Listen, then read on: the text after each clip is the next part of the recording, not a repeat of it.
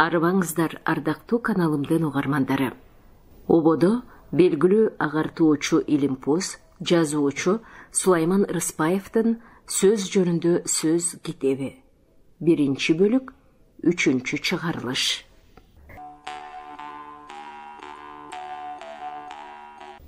Он биринчи этюд. Сөздү өлтүрбө, өлгөн сөздү тирилт. Булар эмне деген сөздөр? Сөз дагы өлөбү, же сөз дагы өлүп тирилеби? Ооба, сөз дагы өлөт, сөз дагы тирилет.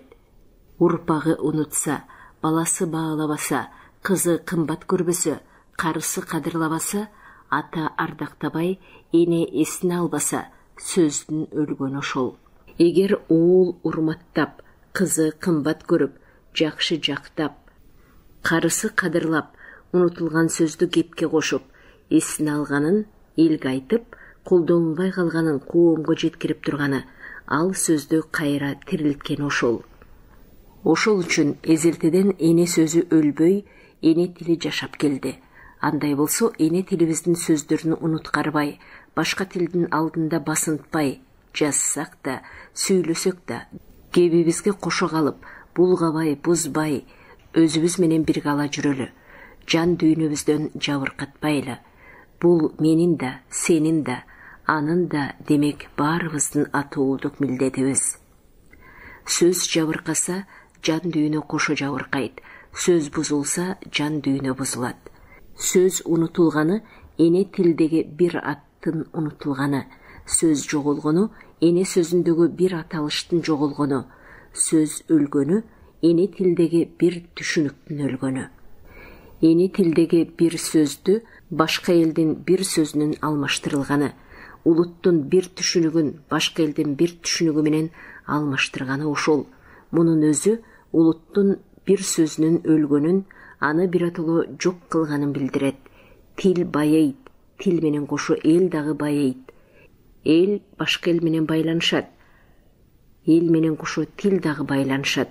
Ошондо эл башкалар менен байланышын сактап калат, бирок бөтөн элдин сөзүн өз сөзү менен алмаштырып, өз сөзүн унутат. Мындай учур көп болгонун тилибиздин да, элибиздин дагы тарыхы тастыктайт. Тилдин тазалыгы ушундан бузулат. Андыктан тилибиздин дагы, дилибиздин дагы тазалыгын сактап калалы. Биз бүгүн унутуп, кадырлабай, катардан чыгарып койгон эне сөзү эртеңки күнү эсибизден чыгып, балдарыбыз менен неберелерибиз ал сөздөрдү ошол бойдон унутуп, биротоло өлтүрүп жок кылаары бышык. Муну дагы тарых тастыктап келатат. Тилекке каршы андай сөздөрүбүз күн сайын көбөйүүдө. Бир окуяны айтайын. Бир жолу көпчүлүк арасында эне тилибизди таза сүйлөйлү, эне сөзүн унутпайлы деген багытта сөз болуп жаткан эле. Ошондо бир татынакай сулуу келинчек: "Кудайга шүгүр, мен эне тилимди 100% билем десем жаңылышпайм. Бул багытта менде эч кандай кыйынчылык жок" деп мактана айтып калды. Эми чынын айтканда, албетте, анын айтканында калет жок. Анткени оюн кыргызча так жеткирип, тамашаны катыра айтып, кооз үнү жана татынакай кебетеси менен отургандарды өзүнө тартып турат. Бирок ошонун өзү эле эне тилин 100% билгенин билдирбейт да. Эне тилин билүү деген ал тилде сайрап, ырдап туруу эле эмес да. Эне тил деген океан да. Анын тереңине ким жетиптир дагы, бул жээктен тиги жээгине кайсы сөзмөр, кайсы акылман, кайсы кара жаак чечен качан сүзүп чыгыптыр. Анын миңдеген бирдиктерин качан сүйлөп, качан түшүнүп, качан сырын билип бүтүптүр. Эч кимдин тили да, өмүрү да ага жетпестир. Ошол келинчекке сынай карап, мен мындай деп суроо узаттым. Болуптур, сиз туура айттыңыз. Эне тилинде сиздин тилиңиз буудай кууруп турат. Анда талаш жок. Мен сизге бир сөздүн маани маңызын билериңизди билгим келет. Айтыңызчы, баргек деген сөздүн мааниси эмнени түшүндүрөт? Тиги кыз унчукпай турду дагы күлө карап, курчтугуна сала: "Кыргызда ушундай дагы сөз барбы?" деп. А дегенде мени андан соң айланадагыларга карап калды. "Мына көрдүңүзбү, сиз айттыңыз эле, эне тилди 100% билем деп. Адам эне тилин 100% билиши кыйын экенин сездиңизби дедим. Ал келинчек баргек сөзүнүн мааниси эмнени билдирерин сурады. Анда мен ага мындай деп түшүндүрдүм. Сиз кечириңиз, эгер эл алдында ыңгайсыздыкты жаратсам, ал мындай: албетте сиз аял кишисиз. Бул сөз айрыкча сиздин табиятыңызга жакын. Биле жүрүңүз, эзелтеден энелерибиз майрамдарда, тойлордо жасана кийинип, нарктуу көрүнүшүп, чач уштуктарына тагынып жүргөн, эң кооз жасалганын өзүн баргек дешкен. Ал тургай ата-бабаларыбыз кыздарынын атын баргек деп койгон учурлар болгон. Аны бүгүнкү биздин кыз келиндерибиз билбей калды. Сөздүн өлгөнү ушул. Аны өлтүрүп жаткан кимдер?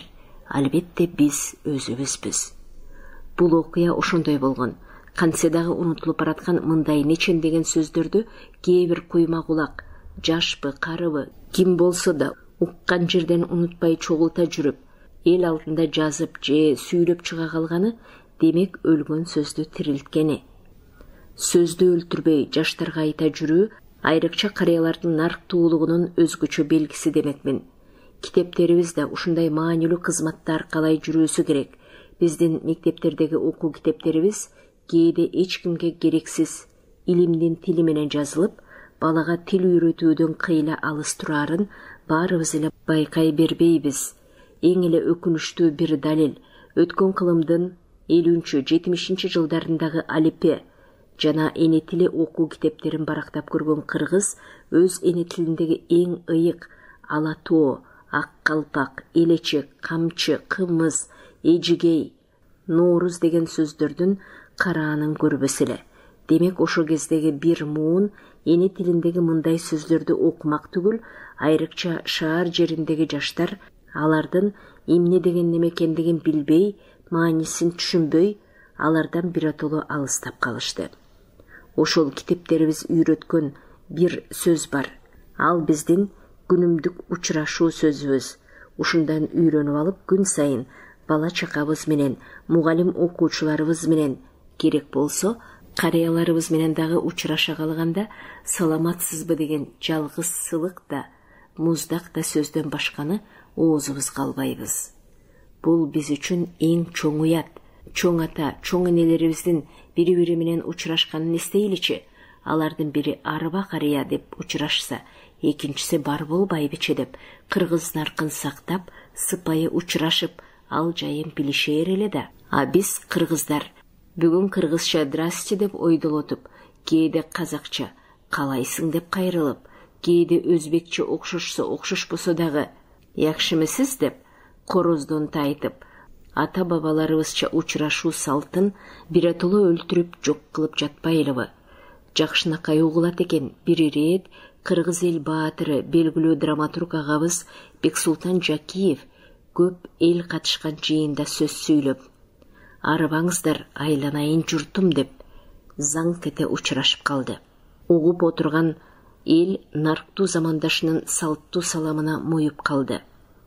Бул сөзү заң кылдай чыккан калбаат үнүнө жарашып, баатыр агабыздын бараандуу толку бою зал менен бир болуп, ого бетер бараандуу боло калды. Эл анын башка сөзүнө билбейм, ошол арыбаңыздар айланайын журтум деген бир эле сөзүнө моюп да, тоюп да, ыраазы болуп да калгандай тоюлду мага. Демек кыргыздар эне тилинде ушундай коомдук жайда эчак калыпка түшүп, бейгапар эле бир сөзгө айланып бүткөн саламатсыздарбы деген муздак сөздөн көрөкчү ата-бабалардын арыба деген касиеттүү сөзү канчалык өйдө экендигин нарктуу карыя нарктуулугуна салып дагы бир ирет көкөлөтүп таштады. Мына сөздүн энергиясы бар десе, ушул сөздөрдөн улам билсе болот. Баса арыба деген сөз эмнени билдирип турат? Анын касиет керемети эмнеде? Байкайлычы, кыргыз ата менен кыргыз энебиз учурашкан адамына арыбаңыз деп, чарчаба, чаалыкпа деген ниетин билдирип, ооруба, бекем бол, алдуу күчтүү бол деп тилек кылып, чүнчүбө, бүгүлбө деп каалоосун айтып, ага күч кубатты, бакубаттыкты тилеп, арыба сөзүнүн ар тараптуу мааниси бай, наркы терең сөз екендігін білгізіп тұрады. Аға жооп қылып, алик алған адам бар бол деп жооп қылып, ел ішінде бол, халықтың қатарында жүр, өксібі, өніп өс деп тілек қылып жооп айтады. Мына ал сөздің қасиеті дағы, кереметі дағы. Мына ене сөзінің өлгөнін тирилтүү деген сооптун сообу ушул. Элдин сөзүн өлтүргөн, элдин салтын өлтүргөнгө тетекенин көпчүлүк эрүүн албайт. Элдин сөзүн тирилткендин өзү дагы салтты тирилткенге барабар экенин байкабайт. Салт демекчи учурашуу сөзү, элдин нарктуу сөзү, нукура элдик сөз, жөн эле бир сөз эмес. Сөзгө бейгапар адам наркка да, салтка да бейгапар болоор. Ошон үчүн айрыкча элибиздин нарктуу сөздөрүнө бейгапар болбойлу. Дили муздак адамдын сөзү да муздак. Сөзү муздак адамдын ички оту жок. Сырткы сөөлөтү куник көрүнөт. Элдик сөздө кандай керемет, кандай ички энергиясы бар. Демек ал элдин ички энергиясы. Муну айтканым элдик сөздөрдү унутта калтырбайлы дегеним. Ата бабаларыбыздан келген, бирок бизге үзүл кезил жетип, айрымдарыбыз унутуп, таптакыр колдонбой калган сөздөр көп дебедикпи? Алардын ордун эчек башка тилден келген сөздөр ээлеп алышкан. Эне тилинде андай түшүнүктөрдү айтпай калган бүгүнкү кыргызча андай сөз жок деп алакан жаят. Антпегенде кантмек? Атасы сүйлөбөгөн сөздү бала сүйлөбөй, ата колдонбогон салтты бала колдонбой калат тура. Анда ата колдонбой калган сөздөр балага жат болмого ошо да. Мисал алалы. Бүгүн минтип айтып жүрөбүз. Тоюттун запасы быйыл көп. Же ручкамдын запасы түгөнүп калды. Иш план түзүп жатабыз. Же иш план боюнча жүрүп жатат. Мен заказ кылдым эле. Же заказ номери мынча деп. Болбосо дагы да мындай дейбиз. Мага биринчи сорт ун берчи. Же керектүүлөрүн сорттогула деп коебуз, компоюп, кыргызча сүйлөгөн болуп. Эмне ата-бабаларыбыз эзелтеден запас оокат топтогон эмес беле? Же запас деген түшүнүктү кыргызча айтаар сөз жок беле? Ата-бабаларыбыз алдыртан план түзүп иш кылган эмес беле? Же бир нерсе жасатууда уста зергерлерге заказ берип, керектүү нерсесин жасатып көргөн эмес беле да? Керектүү жарактуу нерселерин сорттоп ылгаган жок беле? Кыргыз сөзүнүн негизги кору улуу Манас эпосунда.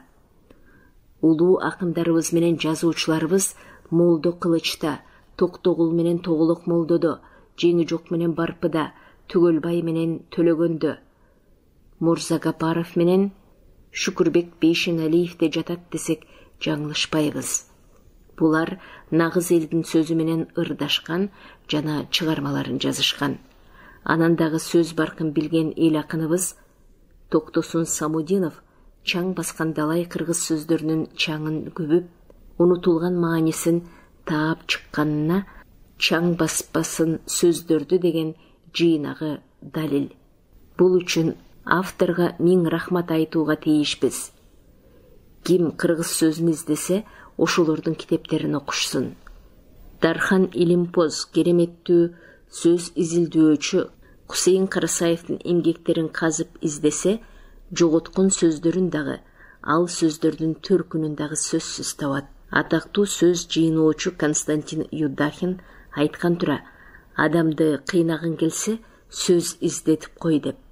Кандай гана таасын айтылган сөз. Бөз издесең, базар көп, табасың. Асты жоготкон сөздү эч жерден таппайсың. Анткени сөз базарда сатылбайт. Жоготкон сөздү базардан таппайсың. Аны сөз билген адамдын жан дүйнөсүнөн табасың. Жок деген адам жаңылат. А дегенде запас сөзүн эликтейли.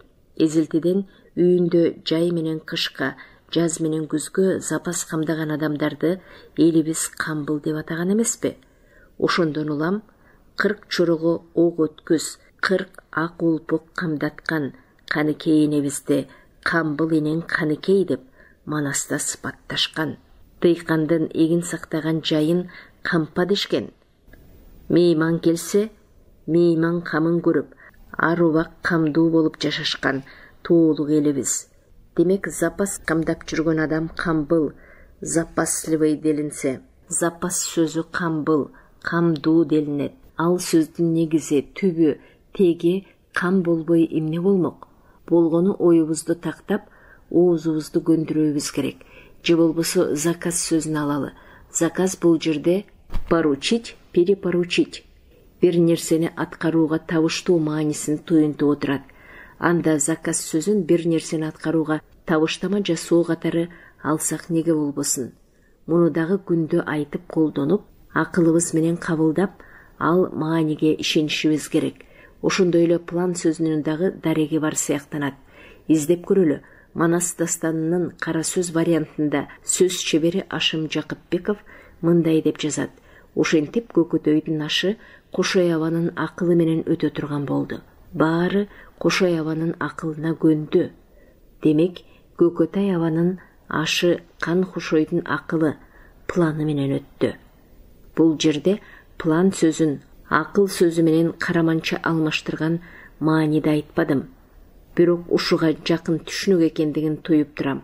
Ошентсе дагы кыргызда бир нерсени алдыртадан байкап болжоо маанисин туюндурган мерчем, мерчемдөө деген сөз бар. Бул сөз туура эле, ишти алдыртадан пландоо түшүнүгүнө дал келер эле. Андай болсо, план сөзүн кыргызча мерчем деген сөз менен айтсак болор беле. Анан да биз сорт деген сөздүн кыргызча маанисин түшүнүп турсак дагы орусча сөз менен айтып келебиз. Байкайлычы, эзелтеден тоолук кыргыздар такыр болбогондо жүн сорттоп боз үйдүн кийизин жасашкан. Демек, жүндүн кылчык уяңын, жаздык күздүгүн ылгап, сабап, тытып иштетишкен. Андай болсо, сорт деген сөздүн ылгам деген кыргызча мааниси турса, неге пайдаланбайбыз? Демек, издеген табат демекчи. Чындап издесек, жоготкон сөздөрүбүздүн изин табаарыбыз анык. Андай болсо, оюбузду бир ирет топтоп, аталган сөздөрдүн кыргызча айкалыштарын мындай белгилеп алсак болот. Заказ, табыштама. Запас, кам. План, мерчем. Сорт, ылгам. Эми жогоруда кеп кылган дагы бир акыныбыз Токтосун Самудиновдун китебинде маанисин таап ырга кушкон эзелке чаң баскан элдик сөздөрүбүздүн сөздүгүн түзүп көрөлү. Кайырма, чүрөктүн эркеги. Төтөп, кубаныч. Ракыш, алыс. Зардек, савиз. Лебиз, дикция. Мөрөл, сүттү уй. Пушту, кызгылт түз. Кеменек, плаш. Абылгазы, соко. Гүлбото, керамика. Маймынжан, эжевика.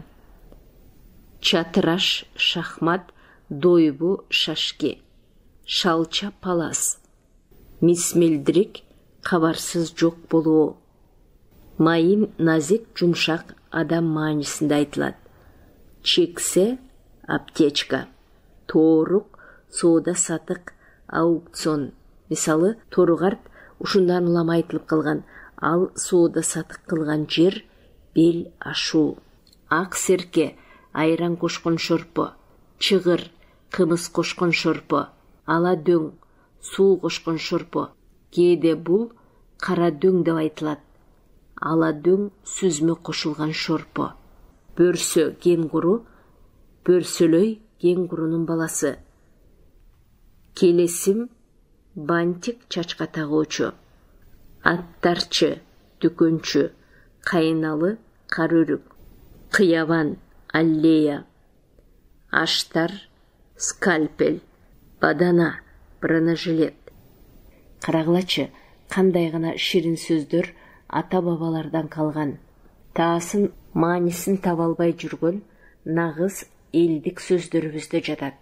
Аларды четинен алып эле колдоно беришсе болбойбу? Өлгөн сөздү тирилтет деген ушул эмеспи? Андай болсо, эл акыны Токтосун Самудинов агайыбызга дагы чоң ыраазычылык билдирели.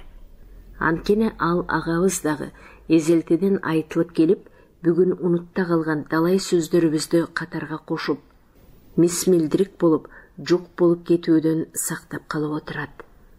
Эмесе бул ирет да сөзүбүздү жыйынтыктай туралы, элдик сөздөрүбүздүн табиятын кеп кылган сөз баяндамабызды удулу келгенде дагы улаарбыз.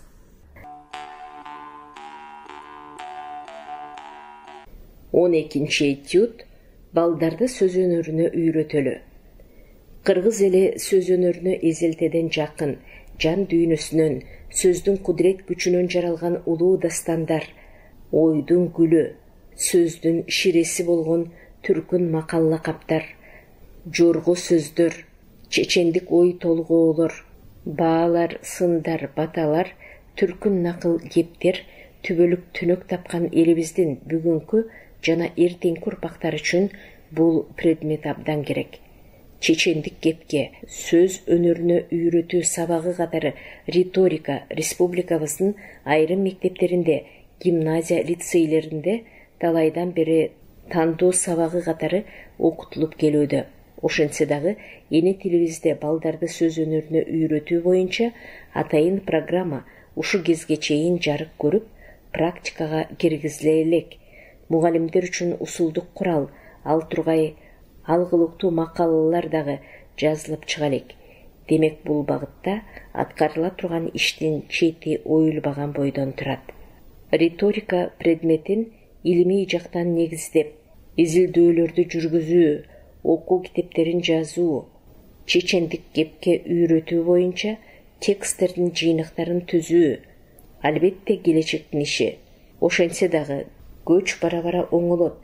Азырынча айрым усулдук ыкмаларды жайылтуу, өз тажрыйбаңызды топтоо, илим изилдөө иштерибизди жүргүзүү деңгээлине айрым иштерди аткара бергенибиз оң. Төмөндө мына ушул максатта мугалимдер үчүн күндөлүк иш аракеттеринде, сабактарында колдоноорлук риторикалык көнүгүүлөр деп аталган көнүгүүлөр топтомун сунуштайбыз. Биринчи риторикалык блиц-викторина, экинчи риторикалык табышмактар, үчүнчү риторикалык байламталар, төртүнчү риторикалык жат жазуу, бешинчи риторикалык баа берүү, жетинчи риторикалык ой толгоо, сегизинчи риторикалык калыптар, тогузунчу риторикалык баталар, онунчу риторикалык акыйнек, 11-нчи риторикалык санак ыр, 12-нчи риторикалык таймаш, 13-чү риторикалык кече, 14-чү риторикалык эссе, 15-чи риторикалык дил баян. Макалада риторикалык мындай көнүгүүлөрдүн максаты жүргүзүү ыкмалары тууралуу кыскача түшүнүктөр берилүү менен ылайыгына жараша үлгүлөрү дагы сунуш кылынды. Мындан тышкары, мугалим сөз өнөрүнүн деңгээлине, талант шыгына карап, риторикалык маанайдагы баяндамаларды жана дил баяндарды дагы жаздырса болот. Эмесе мына ушул көнүгүүлөргө кезеги менен орун берели. Биринчи риторикалык блиц-викторина.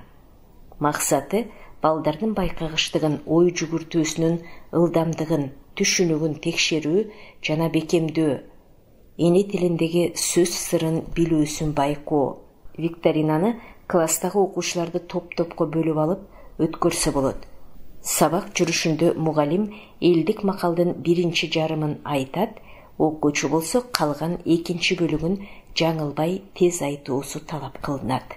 Мисалы, от менен ойносоң күйөсүң, суу менен ойносоң чөгөсүң. Ата уулу болуш урмат, элдин уулу болуш кымбат. Мээнетиң катуу болсо, тапканың таттуу болот. Ачуу душман акыл дос, акылыңа акыл кош. Мүйүзү бар туруп уй эмес, куйругу бар туруп жылкы эмес. Чуудасы бар туруп төө эмес, тоодо жүрүп кийик эмес. Алдыдагы сөздөргө катарлаш келүүчү түшүнүктөрдү дагы улаштыруу кажет. Көтөрсө туу, ичсе суу, кайнаса буу, учса куу. Кыйкырса чуу, кирдесе жуу. Кадыровдун ырларынан. Экинчиден, мында окуучуну жаңылтыш үчүн тез ойлонбостон жооп бере турган турмуштук түрдүү көрүнүштөрдү камтыган суроолор дагы берилет. Булар туурабы? Кымыз эчкинин сүтүнөн жаралат. Килем жүндөн токулат, жылаан секирет, чегиртке сойлойт, бака чардайт, максым уюйт, айран ачыйт, сагызган шакылыктайт, а тоокчу булбул таңшыйт, а бүркүтчү кекиликтейт. Сүлөөсүнчү карышкыр улуйт, түлкүчү шамал шуулдайт, отчу. Мына ушундай сөздөрдүн туурасын иргеп табуу керек. Риторикалык табышмак айтышууда балдардын байкагыштыгын, тапкычтыгын, кыял жүгүртүүсүнүн өз алдынчалуулугун текшерүү жана бекемдөө максат кылынат. Сабак жүрүшүндө мугалим окуучуларына ой жүгүртүп жооп берүү мүнөзүндөгү сөздүк, предметтик жана логикалык табышмактарды айтат, а окуучулар болсо өз алдынча жоопторун айтууга аракет кылышат. Бактын башында эмне бар? Б тамгасы. Көлдүн ортосунда эмне бар? Ö тамгасы. Жолдун аягында эмне бар? Л тамгасы. Кишиде экөө, итте бирөө, төөдө жок. И тамгасы. Токою бар, бирок дарагы жок. Шаары бар, бирок эли жок. Океаны бар, бирок суусу жок. Географиялык карта. Үчүнчү, риторикалык бат айтмалар. Максаты балдардын эне тилине жатыгуусун, сөз айкаштарын тез айтып, окшош тыбыштардан, муундардан түзүлгөн бат айтмаларды жаңылбай шар айтуусун текшерүү жана ага көнүктүрүү, машыктыруу максат кылынат. Сен мага эмнеге олураясың? Олураярыңа олурай, булгай сарал, каргалар ал, камыш башын кайрып, карга уялаар. Бир түптөт, бир түптүрт, түрптү түртөт. Картайган картаң жылкыны картайган киши кайтарабы? Кезек-кезек, тезек-терсек, керектешет, тезек-кезек. Төртүнчү, риторикалык жат жазуу. Максаты, чыгармачыл жат жазуунун бул түрү сүйлөмдөгү калтырылып кеткен сөздөрдү маанисине жараша ордун таап, ойду толуктоо, жалпы мазмунун түшүнүү, сүйлөм түзө алууга машыгуусун текшерүү иш аракетин камтыйт. Сабак жүрүшүндө жедирме ойну. Эки бала койдун чүкөсүн алып, ар ким өз чүкөсүн тааныйт. Алчы жейт, таачы жейт, ким көп чүкө чогултса ошол утат. Катылган сөздөрдүн ордуна таап койсок, сөздүн башы кулак, кулак укпай сөз баштабайт. Жолдун башы туяк, туяк баспай жол башталбайт. Суунун башы булак, булак агып өзөнгө коят. Бешинчи, риторикалык баа берүү. Мисалы, сөздү орду менен элестүү, образду колдонуп, көркөм ой жүгүртүп сүйлөөгө, жаза билүүгө, байкагыштыкка, кыял чабыты менен болуп, сөзүнүн байлыгына үйрөтүү. Сабак жүрүшүндө көнүгүүнүн бул түрүндө окуучулар мугалимдин элдик чечендик баа берүүлөрүнүн үлгүлөрүнөн сунуш кылынгандарын талдашат. Ошол үлгүгө салып, адамга, окуяга, көрүнүшкө чечендик баа берүүгө мисалдарды түзүшөт. Мисалы, Манас баатырдын сымбаты алтын менен күмүштүн ширөөсүнөн бүткөндөй, асман менен жериңдин тирөөсүнөн бүткөндөй, айың менен күнүңдүн салкынынан бүткөндөй, алды калың кара жер жердигинен түткөндөй, жер алтында дайранын толкунунан бүткөндөй, асмандагы ай күндүн жаркынынан бүткөндөй, башкача артык жан экен деп Манаста сүрөттөлсө, сыргактын сымбаты атка жеңил тайгачак, уйкусу жок, жолгосак, чыканактап калбаган, чырметип уйку албаган, кара болот кыргагы, кан Манастын сыргагы деп ошол эле Манаста дагы сүрөттөлөт. Мындай тексттер менен иштеген учурда колдонулган сөз каражаттары, каарманды сыпаттоодогу салыштыруулар, ички логикалык бүтүндүк дагы талданат. Окуучулардын жекече баа берүү деңгээли байкалат. Алтынчы, риторикалык сын берүү. Максаты, Адамдардын келбетин, сымбатын же жүргөн турганын көркөм сөз менен электен өткөрүп, портреттин тартуунун же жерди, анын касиетин артыкча баалап, сын берүүнүн элдик үлгүлөрүн балдарга үйрөтүү болуп эсептелет. Сабак жүрүшүндө элдик чыгармалардан профессионал адабияттын үлгүлөрүнөн алынып, төмөндөгүлөр мугалим менен окуучулардын талдоосуна коюлат. Дос менен душмандын түрлөрү. Достун 3 түрү болот. Өзүңдүн досуң, досуңдун досу жана душманыңдын душманы. Душмандын 3 түрү болот. Өзүңдүн душманың, досуңдун душманы жана душманыңдын досу. Мамбеталы чечендин сыны. 3 уул. 1 уул бар, атадан аша туулган. Бирөө бар, атага жете туулган. Бирөө бар, атадан кете туулган. Атадан аша туулган уул жалгыз эле ата энесине жарыгы тийбей, ата журтунун намысына жараган уул. Атага жете туулган уул ата конушун ардактаган уул. Атадан кете туулган уул жат элдин жорук жосунун күткөн уул. Ата эненин шоруна бүткөн уул. Элинин намысына көлөкө түшүргөн уул. Мындайдын барынан жогу. Байкалып тургандай, тексттин тарбиялык мааниси дагы жогору. Ошондуктан мугалим тексттин стилистикалык, маанилик гана жагын эмес, анын педагогикалык маанисине дагы сөзсүз көңүл бурушу шарт. 7. Риторикалык ой толгоо. Максаты ой толгоо аркылуу түрдүү көрүнүштүн сырын билип, чечмелөөгө, оюнун, сөзүнүн бай болушуна кам көрүү, өстүрүү, машыктыруу. Сабак жүрүшүндө элдик чыгармалардагы чечендик ой толгоо ыр жомоктордон алынган үзүндүлөр тандалат. Чечендик ой толгоонун табияты иликтенет. Мисалы, Асан Кайгынын сөзү: жылып басаар буту жок, жылаан байкуш кантты экен, куйругу жок, жалы жок, кулан байкуш кантты экен. Чымын чыкса жаз болуп, таздар байкуш кантты экен, жалаң аяк балапан, каздар байкуш кантты экен. Жаныбек хан менен Акыл Карачач. Жаныбек хан: тулпарды уйга сатса не болот, туйгунду каргага сатса не болот, баш ачык адамды наадан кулга сатса не болот. Акыл Карачаштын жообу: Жаныбек ханым, бузулду заңың, бул кандай жорук, тынчыбаган жаның. Тулпар тушунда күлүк күнүндө, күч бербеген тулпардан сүтүн берген уй артык. Канаты жок туйгундан канаттуу карга жакшы, жаш жыгач отундан жаркырап күйгөн тезек жакшы. Чабалаттан чарчабаган эшек жакшы. Кыргыз эл жомокторунан. 3 нерсенин кадыры жок, ден соолуктун кадыры жок, ооруганда билерсиң. Жакын адамдын кадыры жок, айрылганда билерсиң. Убакыттын кадыры жок, өткөн кезде билерсиң.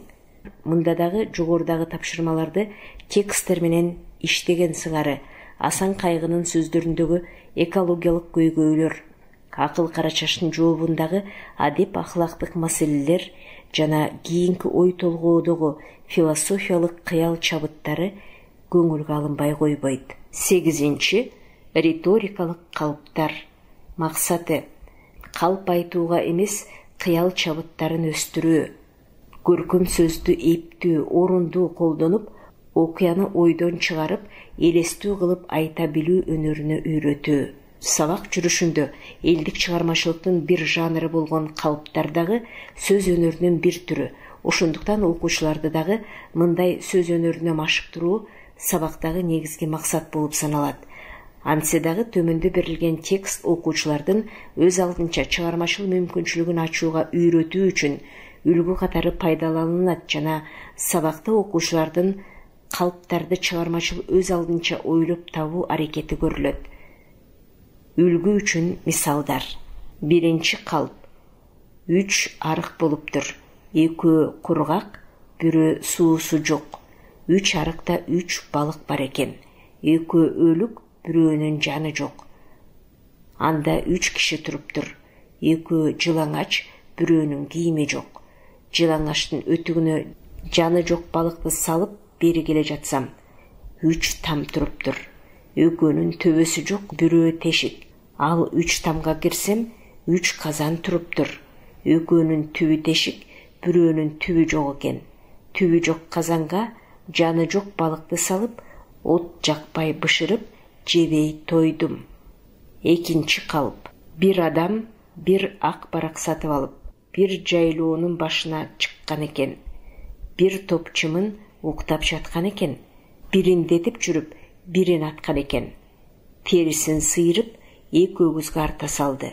38 өгүзгө эген артып үйгө барды. Балдар фольклору китебинен. 9. Риторикалык бата. Максаты элдик баталар жөнүндө маалымат берүү, улуулардан бата тилөөгө, берген батага көңүл коюп угуп, кабыл алууга үйрөтүү. Сабак жүрүшүндө бул иш-аракет элдик баталар, бата берүүнүн шарттары, себеби, максаты, кандай түрлөрү бар экендиги жөнүндө билимин тереңдетүү жана алардын мыкты үлгүлөрү менен тааныштырылат. Мисалы, балага берилген бата. Теңир жолу ыйык деп, биз берели ак бата, жаш кошулуп жашыңа, баш кошулсун башыңа. Ата жолун ардакта, энеңи мазарыңдай сана. Атанын эмгегин, эненин мээнетин акта. О, мейин. Колго суу куйганда. Жүзүң суудай тунук болсун, ниетиң суудай таза болсун. Өмүрүң суудай узун болсун, улуунун жашын берсин, жакшынын башын берсин. Манастай билектүү бол, канекейдей тилектүү бол, Алмамбеттей улуу бол, айчүрөктөй сулуу бол, шердей үндүү бол. Хо мейин. Жолго чыкканда жолуң шыдыр болсун, жолдошуң кыдыр болсун. Эч нерсе жолуңду тоспосун, ийгилик дайым коштосун. Аман эсен кайтып кел, жакшылык ишти айтып кел. О мейин. Мындай үлгүлөрдү окуп тааныштыруу менен мугалим мектеп окуучуларынан дагы элдик түрдүү кандай баталарды билерин сурап иликтейт. Үйдөн ата-энелеринен сурамжылап чогултуу тапшырмасын берет. Андан соң келерки сабакта ар бир окуучу жок дегенде 1-2 элдик баталардан көркөм жатка айтууга машыктырылат. 10. Риторикалык таймаш. Максаты балдардын чечендик кепке машыгуусун текшерүү, түрдүү чөйрөдө, түрдүү кырдаалда жигердүү кеп ишмердүүлүгүнө ээ болууга машыктыруу. Сабак жүрүшүндө буга чейинки чечендик кепке үйрөтүүчү бир катар иш-аракеттерди камтыган бул таймашта түрдүү риторикалык көнүгүүлөр аткарылат. Таймашты бир класстын окуучуларын 2-ге бөлүп өткөрсө болот. Тапшырманын түрлөрү. 1. Чечендик табышмак айтышуу. 2. Чечендик бат айтмаларды айтышуу. 3. Көрүнүшкө же адамга чечендик баа берүү. 4. Көрүнүшкө же адамга чечендик сын берүү. 5. Көрүнүшкө же окуяга карата чечендик ой толгоосун айтуу. 6. Чечендик калп айтышуу. 7. Чечендик бата айтуу, бата берүү үлгүсүн түзүү. Мелдештин жыйынтыгында кимдин кеп ишмердүүлүгү күчтүү болсо, ошого класстын чечени деген наам ыйгарылат. 11. Риторикалык акыйнек. Максаты иштин бул түрүндө дагы окуучулар өзлөрүнүн чечендик машыгуу көнүгүүлөрүнүн деңгээлин түрдүү тематикада сынашат. Бири-биринин сөзүнө жараша чечендик кеп ишмердигине ылайык логикалык күчүн далилдешет. Сабак жүрүшүндө төмөндө риторикалык акыйнек айтышуунун болжолдуу бир үлгүсү сунушталат. Үлгүгө байкоо салган адам макал лакап, учкул сөздөрдү айтышуу менен бири-бирине чечендик сын жана баа берүүнүн үлгүсүн түзүшөт. Логикалык ой жүгүртүүсүн, кыял чабыттарын, сабырдуулугун көрсөтүшөт. Акыйнек айтышууга 2 бала чыгат. Алар кээде тематикага жараша дагы айтышса болот. Мисалы, бул ирет адеп, ыйман, ынтымак жөнүндөгү риторикалык акыйнектин үлгүсүн алалы. 1 бала. Айып кылгандын айыбы жок дейт. Мен сизди акыйнекке чакырайын. 2 бала. Саламдашпай сөз баштаба деген накыл кеп бар. адегенде саламдашканды унутпасаң болмок. Биринчи бала: адашкандын айыбы жок, кайтып үйрүн тапкан соң. Акылыңа келсе, атаңдын кунун кеш дейт, айып этпе, кечирип кой. Экинчи бала: акылы жок жигит жүгөнү жок атка окшош. Биринчи бала: адам канатсыз болбос, көл бакасыз болбос. Экинчи бала: аттын баары тулпар болбойт, куштун баары шумкар болбойт. Эмне кыйын сынасың? Биринчи бала: сынчынын сыңар өтүгү майрык, өзүңдү карачы. Экинчи бала: киши жаманы кирип чыкканча билинет, өз жаманы өлгөнчө билинбейт. Биринчи бала: жигит болсоң шок бол, шок болбосоң жок бол. Экинчи бала: сыйга сый, сыраяка бал. Биринчи бала: эки шумкар талашса, бир кузгунга жем дейт. Кой, куру бекер айтышпай, ынтымакка келели. Экинчи бала: туура айтасың, ырысалды ынтымак дейт элибиз. Экөө кол алышып, ынтымакка келишет. Мындай риторикалык акыйнектин үлгүсүн пайдаланып, мугалим тарабынан окуучуларга атайын темаларда өз алдынча акыйнек айтышуу тапшырмалары берилет. Ал үчүн мугалимде элдик макал лакаптардын, учкул сөздөрдүн жыйнагы болсо, максатка ылайык келет. 12. Риторикалык ыр-санактар. Максаты риторикалык тапшырмалардан айырмаланып, мында мелдешүү элементин сактап, жеңүүчүнү аныктоого риторикалык оюндар аркылуу жетишүү, ыр-сынак чындыгында эле уйкаштуу ыр түрүндө болушу шарт. Оюнда окуучулар топ-топко бөлүнүүсү дагы же жекече беттешүүлөрү да ыктымал. Бул учурда ким же кайсы топ мазмундуу, нукуралуу ыр-сынактарын түзсө, ошол топ же бала утушка ээ болот. Сабак жүрүшүндө мугалим риторикалык оюнду уюштурууда жана жеңүүчүнү, топту аныктоодо катышуучулардын чечендик кебине, тапкычтыгына, кебинин тазалыгына, үнүнүн кыраатына жана мазмунуна көңүл бурарын алдын ала окуучуларга түшүндүрөт. Жашынмак оюну. Жашынмак оюну башталды дейли, бирок балдардын эч кимиси көзүн жумгусу келбейт. Бул учурда онго чейин санаш, эсептеш керектиги айтылат. Ким же команда тез ыр-санак түзүп, аны коюлган талапка ылайык шыр айта алса, жеңүүчү деп табылат. Мисалы, биринчи бала же топ: эрте жазда короого атам экти помидор. Эремгегин жер жебейт, ишенбесең санап көр. Анығыңа көңүл бөл, 1, 2, 3, билектерде күч, 4, 5, 6, 7, жашык толо түшүм кетти, 8, 9, 10, болсун дайым жолуң оң. 11ден соң 12, жалкоолугуң чоң чеки. Экинчи бала же экинчи топ: бирим, эким, жер оодарып, эгин эктим, 3, 4, кампа толо түшүм төктүм, 5, 6, ак эмгектен бакыт таптым, санак жетти. Мына жети. Иштеп көнгүн, өсүп өңгүн. Риторикалык оюндарды өткөрүүдө калыстар тобун шайлап алуу керек. Же жеңишти аныктоо үчүн баалар жазылган карточкаларды же түстүү кагаздан жасалган карточкаларды пайдаланса болот. Жеңүүчүнү эң көп кол чабуулар менен аныктоого болот. 14. Риторикалык кече. Максаты кече окуучулардын чечендик кеп ишмердүүлүгүнүн деңгээлин мындан ары көтөрүү, кыргыздын жана дүйнөлүк башка элдердин мыкты сөз чеберлери, алардын сөздөрү менен тааныштырып, өркүндөтүү, чөйрөсүн, билимин кеңейтүү максатында өткөрүлөт. Сабак жүрүшүндө кечеге белгилүү сөз чеберлери, чечен айтышында жеңип жүргөндөр, акындар, артисттер, актерлор, жазуучулар чакырылат. Кыргыздын белгилүү сөз чеберлеринин, чечендеринин сөздөрү алардын кыргыз турмушундагы орду, ролу, сөздөрүнүн тарбиялык мааниси туурасында баяндалат. Манас эпосунан, кенже эпостардан үзүндүлөрдө Манас, Семетей, Бакай, Каныкей, Айчүрөк, Кошой, Курманбек жана башкаларды элдик баатырлардын портреттерин көркөм жатка айтышат.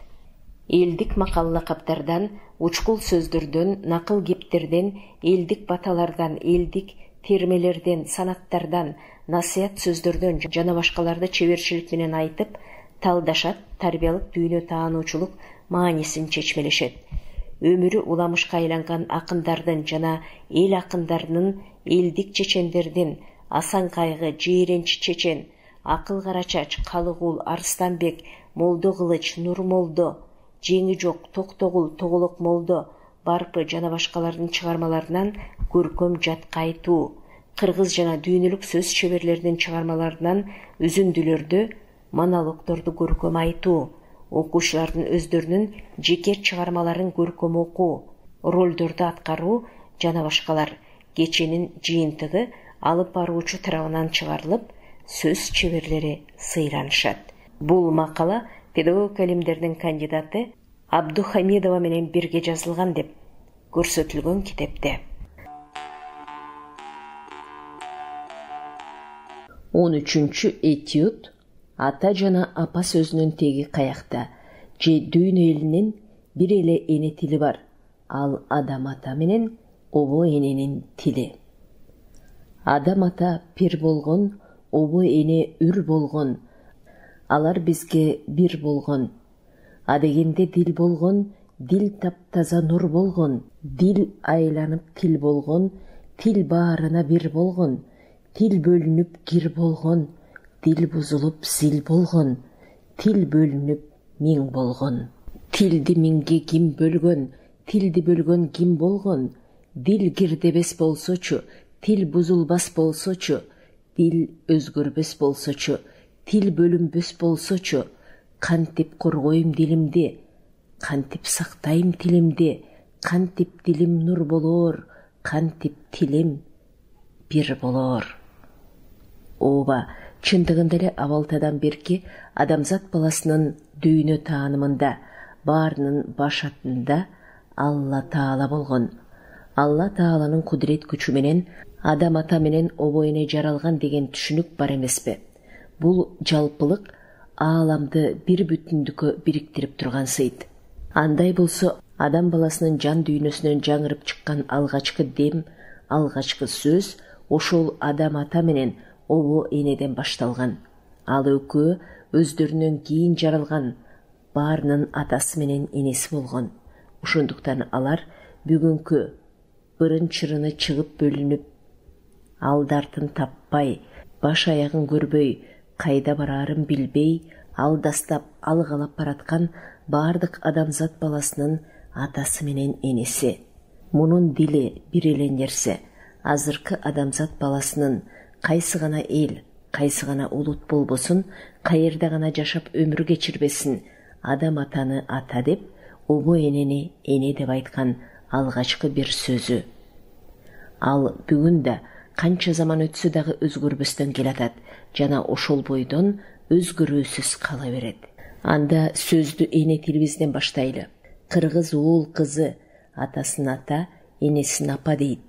Албетте бул сөздөр кыргыз ата менен кыргыз эненин алгач оозанган биринчи сөздөрү. Ошондуктан ата, апа деген сөздөр эң биринчи ыйык сөздөр. Ал сөздөрдүн ыйыктыгы алгач ирет айткан сөздөр үчүн гана эмес, алардын түпкү атасы адам ата, түпкү энеси обо эне экендигинен дагы. Алардын аттарын замандан заман өтүп, башат күнү канча заман артта калганына карабай, алиге унутулбай келаткандыгы менен да ыйык. Адам атанын өзү да, ысымы да кийинки урпак үчүн туу болоор түшүнүк катары, андан соң туу тутаар, тумар сөз катары калды. Ата деген сөз оозунан түшпөс урааны катары калды. Анан ал ада, андан ата болуп өзгөрдү. Алла Тааладан кийинки жалгыз ыйыгына айланды. Анан жүрүп бүгүнкү күнгө жетти. Обо сөзү дагы андан кем эмес, ыйык тутаар, тумар сөзгө айланган.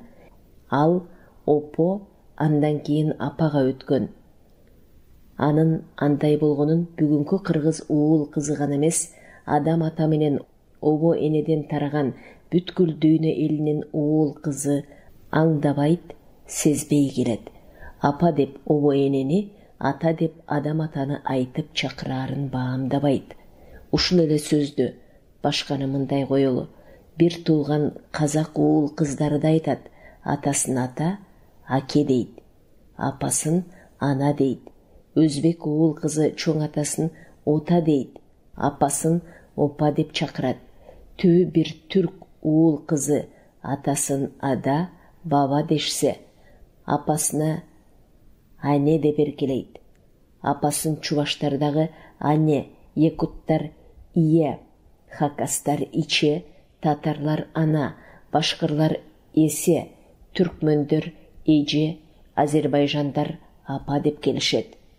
Ал эми атасын чубаштар атте, якуттар аба, хакастар ада жана пава дешсе, татарлар менен башкырлардагы азербайжандар да ата, түркмөндөр даде деп эркелейт. Албетте бул тектеш тилдердин мисалдары. Славян менен роман герман тилдерин байкайлычы. Мисалы орустун уул кызы атасын отец дээри белгилүү. Бул орус тилиндеги отец сөзү орус тили башка тил болгондугуна карабастан кыргыздын ата деген сөзүнө дээрлик жакын. Мында албетте отец сөзүнүн түбү ата сөзүнүн фонетикалык жактан өзгөрүп, андагы ат бөлүгү от болуп өзгөргөн вариант экендигин байкоого болот. Ал тургай славян элдеринин фамилиялардын айтылышында обо эненин аты оба болуп өзгөрүп, аял затынын фамилиясында жалганып келээрин дагы байкайбыз. Мисалы славянча фамилия, мисалы Андреева болуп, анын аял экенин женский родту же тагыраак айтканда апа экенин туюнса, андагы ова бөлүгү кыскарып оф болуусу менен мисалы Андреев эркек экенин туюнтуп калган десек болот. Ошол эле славян элдеринин ичинде мисалы фин тилинде апаны Аити, карелдиктер Моаммо жана Ема дешсе, вен тилинде мам, эстондуктар Ема дешет. Ал эми ушул эле сөздү эрзян жана горномарийликтер ава, мокшардыктар тятя, удмурттар аней, неней жана меми деп чакырышса, коми или мам дешет. Ал эми ушул эле тилдерде ата сөзү фин элинде иса, карелдиктерде туатто жана иса, вен тилинде тат, эстончо иса, арзян тилинде тяте, мариликтерче ача, горномарийликтерде ате жана атя, мокшанча аля, удмурча атай, ал эми коми элинде бать деп айтылат. Кызык бекен? Бул тилдердеги бир жалпылыкты байкайлычы. Аларда көбүнчө апаны туюндурууда ан, мам, эм, уңгу же түп бөлүгү, ал эми атаны туюнтууда ат, ет жана ят, уңгу же түп бөлүгү сакталып, баарынын түбү бир экенин билдирип үндөшүп тургансыйт. Ошол эле славян калкынын батыш жана түштүк бутагында, атап айтканда поляк тилинде апаны матка, чехтерде маика жана мама, ал эми эски чех тилинде матер деп айтса, болгарлар майка дешет экен. Ал эми белорустар апасын матсы жана матка дешсе, украин тилинде мати, матир, неня жана мама делинет. Македондуктар менен хорваттар болсо бирдей эле майка дешет экен. Ошол эле элдерде анын ичинде поляк тилинде ата сөзү съез, чех тилинде отец, орус тилиндеги отец сөзүнө үндөшүп турат. Болгарча баца жана татко, белорустарда бацка, ал эми украин тилинде батько, тато, татусь болсо македон тилинде татко, хорватча отас делинет. Дүйнөнүн көп эли сүйлөгөн роман тилдеринде бул багытта андан 5 бетер кызык далилдер учурайт. Айталы француздар апасын мере, атасын пере дешсе, итальяндар апасын медре, атасын падре дешет экен. Румындар апасын орустарча мама, атасын тата дешет. Ал эми испандар болсо апасын итальяндарча мадре дешсе, атасын ага уйкаштырып падре дешет. Демек румын менен испандар апасы менен атасын дээрлик бирдей айтып чакырышат экен. Герман тилдеринде дагы бул сөздөр бири-бирине үндөшкөн далилдер жок эмес. Мисалы апасын англичандар мазе, мотер, атасын фазе, фатер, немецтер муттер, атасын ваттер, нидерландыктар апасын мойдер, атасын немецтерден бир аз жумшагыраак вадер деп чакырса, норвеждер апасын мамма жана мор, атасын фар жана паппа. Ал эми шведтер апасын модер, мор жана мамма, атасын болсо норвеждерче фар же паппа деп келишет. Демек булардын бир контингентте эзелтеден бери аралаша жакын жашашкан славян, герман жана роман тилдеринде апа менен ата сөзү бирдей эле жакын формадагы лексима катары аталганын байкадык. Аларда апаны бири-биринен фонетикалык жактан гана айырмаланып, лексикалык жактан окшош, морфологиялык жактан түптөш: мама, матка, матце, маика, майка, мазе, мадре, моттер, муттер же мамма деген аталыш жашап келет. Алардын курамында ма, ме же мо деген бирдиктүү жалпы уңгу же түпкү бөлүгү көзгө дагы даана көрүнөт жана кулакка дагы даана угулуп турат. Бул жалпылык эмнени каңкуулайт?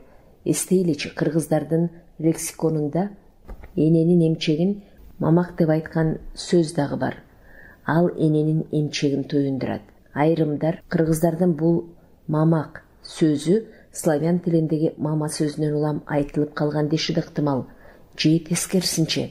Албетте бул эки сөздүн ассоциациялык жалпылыгынын бар экендигин эч ким танбайт.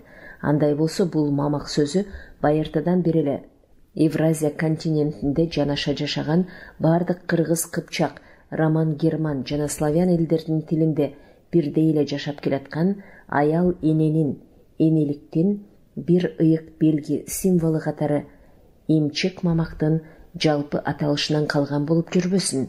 Андай болсо кыргызбы, славян калкыбы, роман же герман элиби түбүндө бир тилде сүйлөп, улам замандан заман өтүп, мамлекеттик аймактык бөлүнүүдөн улам тили, дили башка болуп өзгөрүп, мамак сөзү бирде мама, бирде мазе, бирде матсе же матка, мати, матир же майка дегендей ошентсе дагы түпкү жалпылык сөздүн тобунун жаралышына негиз болгон түпкү үлгү өлбөй сакталып кала берген деп жыйынтыкка келсек болбойбу?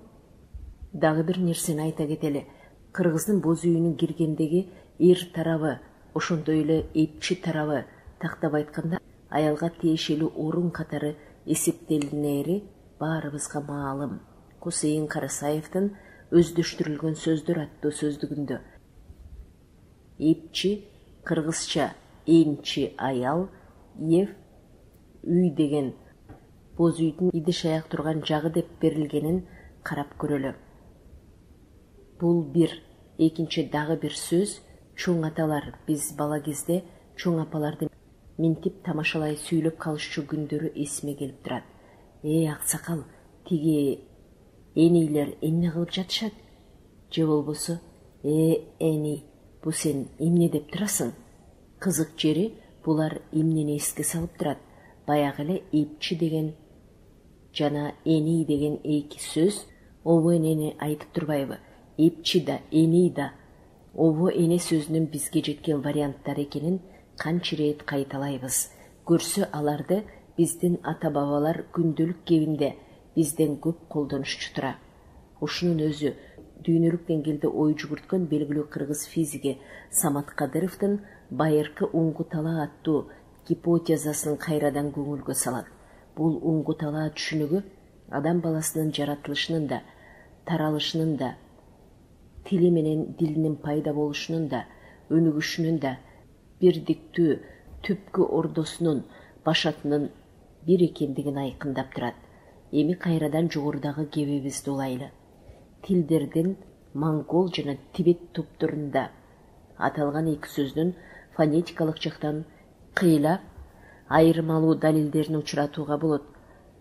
Алалы монголдор энесин эх, атасын ав жана этсек, буряттар апа сөзүн эхе жана эже, атасын этсеге жана ава.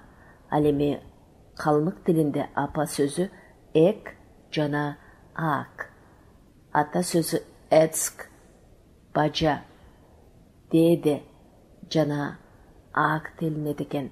Бул мисалдар эмнегедир кыргыз, түрк, славян, герман жана роман тилдериндеги жалпыга бирдей белгилерден алысыраак учурагандай көрүнүштөрдү алдыга тартат. Бирок байкаган адамга такыр эле андай эмес. Мисалы монголдор менен калмыктардын этсек жана эцк деген сөзүнүн деле негизин ата деген сөз түптөп турат.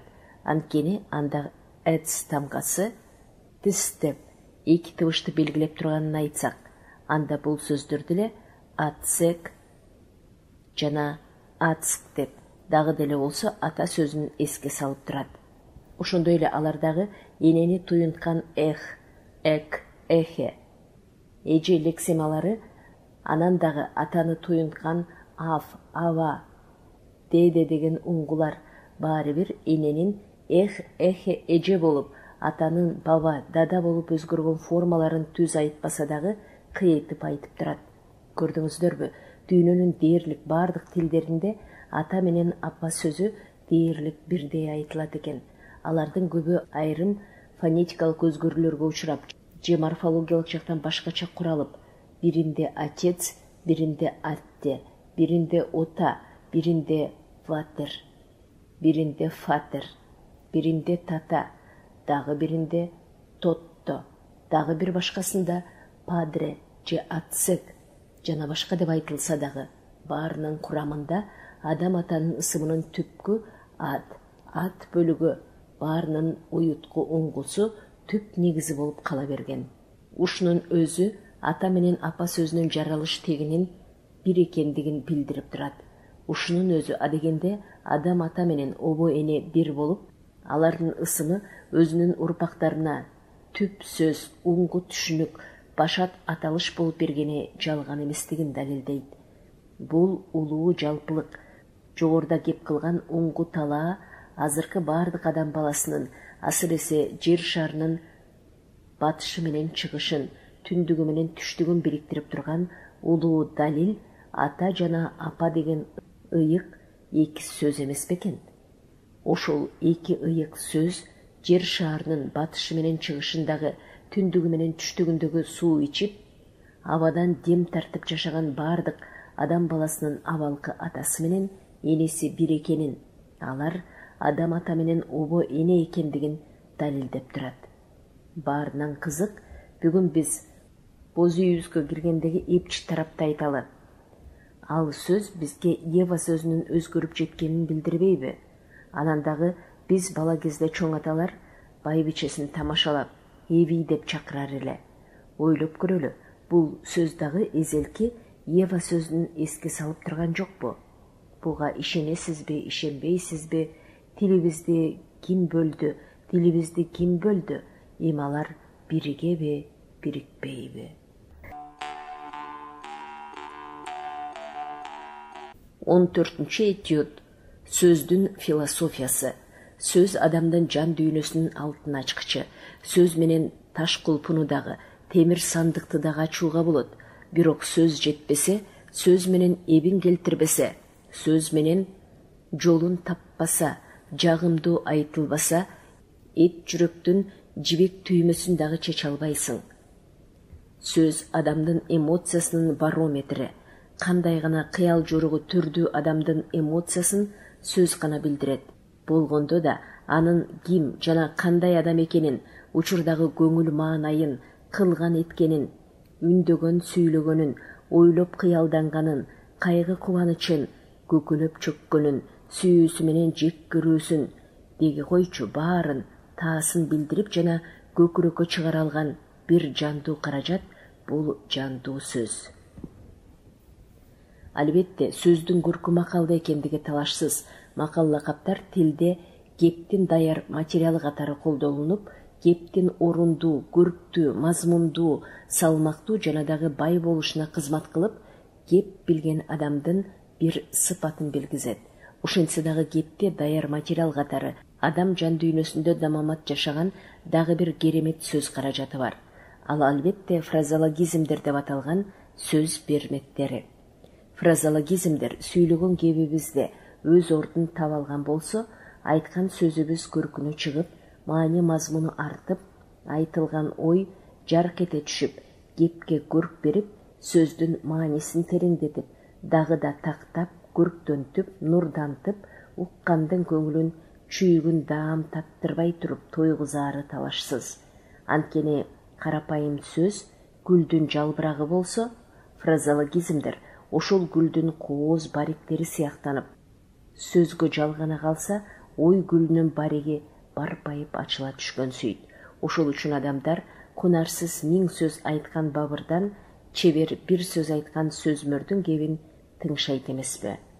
Фразеологизм сөздөрүнүн маани маңызы жана айтылыш максаты бир болгону менен, анын мазмуну түркүн, майда-майда ички классификацияга ээ. Ушу кезге чейин аны кептеги кызматына жана берген маани мазмунуна жараша нагыз классификацияга бөлгөн иликтөөлөр жок экенин ойлосок, анда ал маселеге анча маани бербей келе жатканыбызды сезебиз. Ошентсе дагы белгилеп кетүүбүз парз. Профессор Райымжан Эгембердиев өзүнүн кыргыз тилиндеги фразеологизмдер аттуу 2007 жылкы чыккан эмгегинде фразеологизмдердин илимий табиятын таасын сыпаттап берген. Албетте аталган эмгек фразеологизмдер тууралуу соңку кездерде жазылган бараандуу эмгек экендигинде күмөн жок. Барактап көргөн адам окумуштуу аталган эмгегинде фразеологизм проблемасын чып-чыргасын калтырбай иликтеп, жиликтеп таштаган экен. Эми мага анын эмнеси калды дегендей ойго кабылыш ыктымал. Ошентсе дагы илимдин кудугун эч ким казып бүтпөс. Кадимки орус ойчулу Герцен айткан экен: мен бир жака чыйыр салайын деп камданып жатсам, ал жерге эч агалы темир жол түшүп калган болот деп. Анда эмесе фразеологизмди мазмунуна жараша талдап, тарамдарга бөлүштүрүп, кептеги кызматына жана мүнөзүнө жараша өз алдыбызча дагы да классификациялап көрөлү. Ал бир канча багытка бөлүнөт. Мына ошол багыттар андагы айтылган ойлор, миң түркүн маанилер, көз караштар, сыпаттамалар, тоюнтмалар, салыштыруулар, кайманалар. Фразеологизмдердин философиясы мына ошолор. Анда эмесе мына ошол тууралуу кеп кылалы. Биринчи, адамдын, нерсенин ким же эмне экендигин, алардын сапаттык белгилерин мүнөздөп туюндурган фразеологизмдер. Буга төмөндөгүдөй фразеологизмдерди кошууга болот. Мисалы, алтын жаак, жез таңдай, тилинде мөөрү бар, жүрөгүндө жалы бар, таңдайында калы бар, кой оозунан чөп албаган, жел таман, жатып ичээр, чекеге чыккан чыйкан, эне сүтү оозунан кетелек, шилекей алышкан дос, куурай башын сындырбаган, жүргөн жерине чөп чыкпаган, күн тийген күндүн күкүгө көзүнүн төбөсү менен караган, үч уктаса түшкө кирбеген окуя, барса келбес жер, кайырмакка саяр эти жок, оозунан түшө калма, нар көтөргүс чоң иш, таш боор, таш жүрөк, көк бет, кара жаак, кол ачык, ичи тар, жылдызы жарык, гүлү додо болбогон, битин сыгып, канын жалаган, кара кылды какчарган, оозу бош, өз көмөчүнө гүл тарткан, кызыл камчы, согончогу канабаган, алчы таасын жеген, жылаан өлтүргөнгө таш алып бербеген, котур ташы койнунда, камчы салдырбаган, мурдун балта кеспеген, сууга салса кургак чыккан, бөрк ал десе баш алган, ыргыткан ташы өйдө кулаган, жумурткадан кыр издеген, кара кылды какчарган, ала жипти аттабаган, жатып ичээр, аяк бошотоор, каны суюк, суудай шар, кулагынан күн көрүнгөн, өз кимдигин өзү кесүү, түшүн жоору, нерсе тууралуу жакшы билүү, жетишээрлик маалыматтуу болуу жана башка толуп жаткан фразеологизмдер бар. Булардан биз эмнени туйдук? Биринен адамдын асыл сапаттарын, биринен терс жоруктарын байкадык. Биринен коркок экендигин, экинчисинен чоркок экенин билдик. Дагы биринен шылуун, дагы биринен жалкоо экенин аңдадык. Биринде сараң, дагы башка биринин арамза экенин сездик. Биринде уума тартып иши жүргөнүн, биринде калыс, а биринде акыйкаттан алыс өзүмчүлдүгүнө күбө болдук. Биринде адал ниети ак экенин, башкасынан өткүр көздүү, кур сөздүү, оокатына сак экенин таптык. Айта берсек, сөз көп. Экинчи, адамдын же нерсенин учурдагы абалын, көңүл маанайын туюндурган фразологизмдер. Тилибизде мындай даяр кеп үлгүлөрү абдан эле көп. Алар кайсылар жана алардан эмнени туюуга болот? Мисалы, эки көзү төрт болуп туру, айласы кетип туру, жылдызы жануу, бактысы ачылып, көңүлү көтөрүлүү, кабагына кар жаап туру, капалануу, көңүлү чөгүү, жүрөгү оозуна капталуу, коркуу, изи сууп калуу, унутулуу, эки тизгин бир чылбырды колуна алуу, бийликти колуна алуу, бармагын тиштеп отуруп калуу, өкүнүү, ажыдаардын куйругун басып алуу, өзүнөн улуу адамдын алдында күнөөлүү болуу, кирпигинен тартса жыгылчудай абалга жетүү, жаны жер тартып туруу, чарчоо, чаалыгуу, кара жанын кар чуруп эмгектенүү, тынбай, чарчап чаалыкканына карабастан иштөө, ичинен кан өтүү, кайгыруу, кабыргасы кайышуу, айласы кетүү, кейүү, бери карап күлүү, ары карап ыйлоо, эмне дээрин билбей, ачык айта албай айласы кетүү, беш өрдөгүн учуруу, калпайтуу, алдоо, беш колдой билүү, бир нерсени жатка билүү, ээрден көчүгү кыйшаюу, кызматынан кетүү, тили буулуу, эмне айтарын билбей калуу, көзүнөн чаара чыгуу, ачуусу келүү, жинденүү, эшек курту мурдунан түшүү, жели чыгуу, эсине келүү, акылына келүү, булактын көзүн ачуу, бирөөгө жардам берип, жакшылык кылуу, кайра төрөлгөндөй болуу, капыстан ийгиликке жетишүү, күтүүсүз жакшы абалга жетишүү, ичкен ашын жерге коюу, кызыккан ишине жанын үрөп мээнеттенүү, өкчөгөн чүкөсү алчы конуу, иши илгерилөө, максаты ордунан чыгуу, шагы сынуу, уятка калуу, айыбы ачылуу жана башка ушул сыяктуулар. Үчүнчү, адамдын анын кыймыл аракетинин түрдүү абалын туюнткан фразологизмдер. Булардан эмнени көрүүгө болот? Мисалы, жибин тартып көрүү, жүнүн тартып көрүү, адамдын кандай экенин алдыртадан байкап көрүү, беш колун оозуна салуу, алкы бузулуу, уятын унутуп, оокатка көз артуу, тил эмизүү, бирөөнү куру убада менен алдоо, мээсине чай кайнатуу, бирөөнү кыйноо, азапка салуу, жылаандын башын кылтыйтуу, бирөөгө байкатпастан жамандыкка баруу, от менен ойноо, абайлабай туура эмес иш жасоо, көзүнө сайып көргөзүү, бир нерсени далилдүү кылып айтып ишендирүү, тилин тишине катуу, тымызын унчукпай калуу, ооз учунан сүйлөө, оозу бош сүйлөө, ишентиребей туруп далили жок сүйлөө, жапа тырмак киришүү, ишке батыл киришүү, оозунан ак кирип кара ит чыгуу,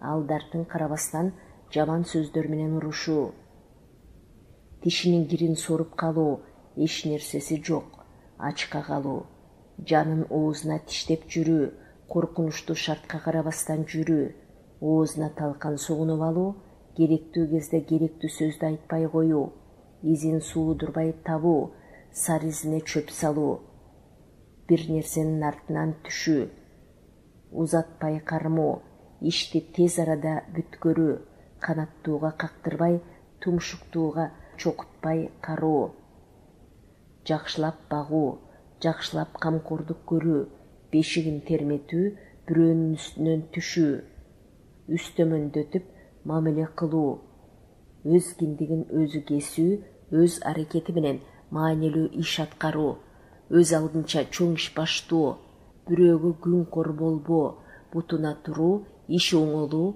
ишинен ийгиликке жетишүү жана башкалар. 4. Ар кандай нерсенин турган ордун аралыкты билгизүүчү фразеологизмдер. Булардан эмнени байкоого болот? Мисалы, 6 катар асманда, 7 катар жер алдында. Бир нерсеге жетүүгө алыс, кыйын жер экендигин билдирүү, кулак угуп, көз көрбөгөн жакка кетүү, эч кимге белгисиз алыс жакка кетип калуу, каш кабактын ортосунда туруу, кыйынчылыктын эң эле жакын экенин билдирүү. Ит өлгөн жерге жумшоо, аткарууга мүмкүн болбогон ишке жумшоо, жылуу ордуңду муздатпа, жаккан жериңден кетпе, жакшы шартты таштап кетпе деген маанини билдирүү. Адамдардын өз ара оң терс мамиле катышын, мамиле маданиятын билдирген фразеологизмдер. Булардан эмнени туюуга болот?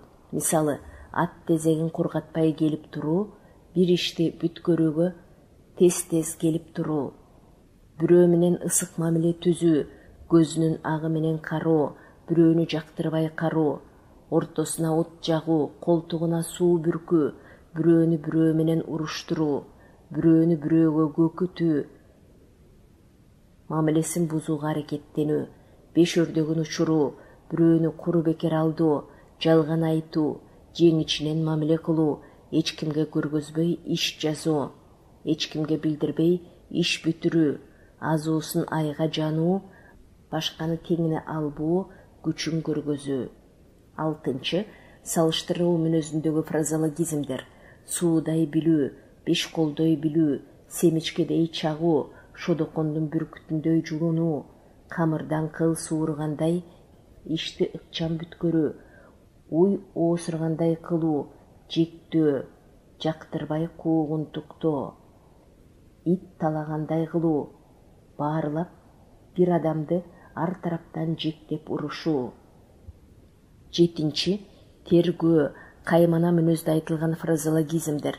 Көзү жумулуу, көзү өтүү, дүйнөдөн кайтуу, каза болуу, шамалдап калуу, суук тийип ооруп калуу, ноокастоо. Мына ушундай. Сөз көңүлдүн дагы дарысы, сөз жан дүйнөнүн дагы дарысы. Бул чын болсо, анда дарынын дарысы ошол сөз. Элибиз дарыны чөптөн гана эмес, адегенде сөздөн жасашкан. Булганган дүйнөнү сөз менен тазалашкан, кирдеген көңүлдү сөз менен жубатышкан, ноокастаган адамды дагы сөз менен дарылашкан. Сөздөн жасалган дарылар дал ошол жылуу жумшак айтылган накыл кептер, канаттуу сөздөр, макалдар, фразеологизмдер, ырлар, дастандар, уламыштар, жомоктор болгон. Ошолор менен элибиз улуттун уул кызын оорутпай дарылап, ноокастатпай таза өстүрүп келишкен. Ошон үчүн кыргыз эл акыны Анатай Өмүрканов эне тууралуу бир ырында түнү бою уктабастан апаке ырларымдан дары жасап отурам деп жазган эмеспи? Кандай гана керемет саптар. Ооба, чынында мындай дары сөздөр албетте адамдын жан дүйнөсүн дарылайт, кирдесе тазалайт, чаңдаса көркүн ачат, ой чөйрөсүн, кругозорун кеңейтип, анын канчалык экенин дагы өлчөп таразалайт. Сөз кимдин кандай экенин даан айтып берет. Адамдардын бири-бири менен болгон мамилелешүүсүнүн маданиятын туюндурат жана аны материалдаштырат. Мына ушундан улам кайталап айткым келет. Сөздүн улуу философиясы ушул. Эми ушул жерден бир нерсеге көңүл буралы.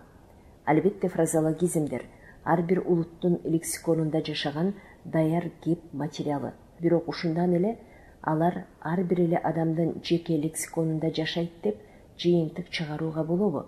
Эч качан андай эмес. Бардык эле адам өз эне тилиндеги мындай даяр кеп материалдарын даяр бойдон оозунда сактай албайт. Аларды чебердин чебери гана сактай алат.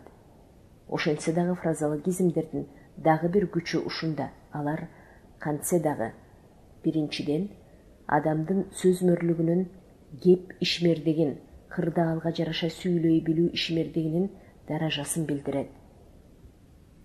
Экинчиден адамдын интеллектигинин, акыл ишмердигин, ой жүгүртүүсүнүн даражасын туюндурат.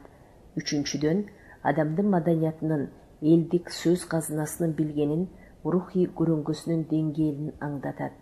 4-дүнөн, адамдын дүйнөсү көркөм таанып билүү деңгээлинен кабар берет.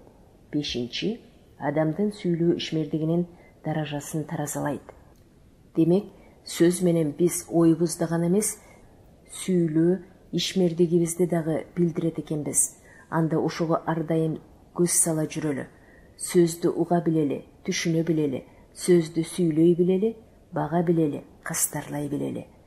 Сөзүмдү бул ирет жыйынтыктоо алдында кадимки Наполеон туурасындагы бир айтым кепти кыстара кетейин. Анда мындай деп айтылат. Наполеон кайсы бир жыйынга келгенде кызматчы жигит анын баш кийимин алып илгичке келген экен дагы. Кайта чыгаарында чапчаңдык кылып, баш кийимин баягы илгичтен Наполеон өзү алгысы келет. Бирок илгич бийигирээк экен дагы, кыска бойлуу Наполеон баш кийимин өзү алууга бою жетпейт. Аңгыча баягы узун бойлуу жигит келе калып, кечирим сурап, Наполеонго баш кийимин алып карматат. Бою кыскалыгына намыстана түшкөн Наполеон тиги жигитке карап, минткен тура ошондо.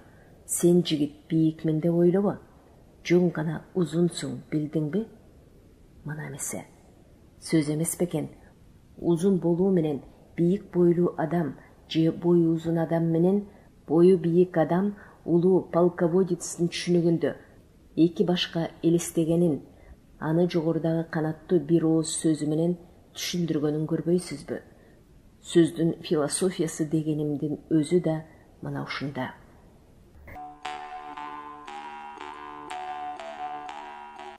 Он бешинчи этюд. Сөздүн улуу үлгүсү жомок.